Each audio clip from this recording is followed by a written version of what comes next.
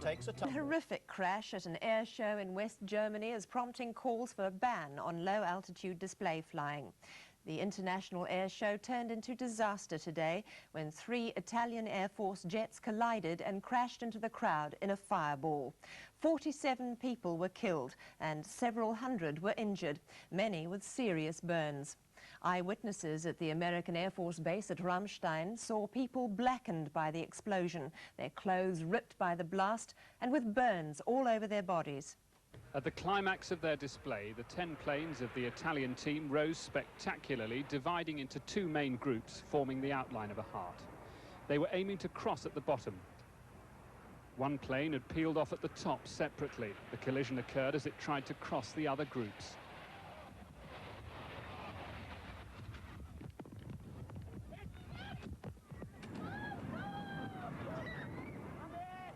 This angle clearly shows that the 2 main groups of planes did successfully pass each other.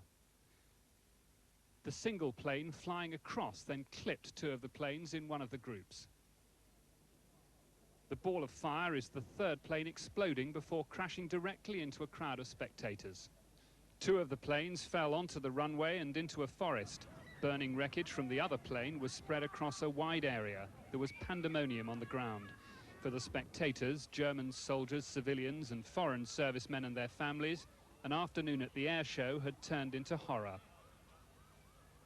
Also, renn, mach schnell.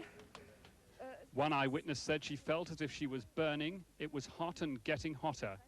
Some of the debris from the crash hit a line of parked cars and set them alight. Many of the casualties were children, burned and maimed or killed by flying metal. West German rescuers joined American military personnel to cope with a series of fires which broke out and to administer first aid before ambulances could take victims to hospital. But many spectators were beyond help. Altogether, more than 500 were injured or killed in what the Ramstein base commander said was the biggest tragic accident on a European military airfield. Before the air show, there'd been concern about safety. Local politicians and environmental groups had demanded the show should be cancelled. One politician accused the Americans of arrogance in letting the show go ahead as planned. Immediately after the crash, the West German Defence Minister Rupert Scholz called off another airshow planned for next month. He's facing pressure to stop all such displays after a spate of fatal crashes. An Airbus at a show in France just this year crashed before a horrified crowd. 3 people were killed, but miraculously more than 130 survived. But there hasn't been a tragedy on today's scale since a helicopter went down during a show at Mannheim in 1982.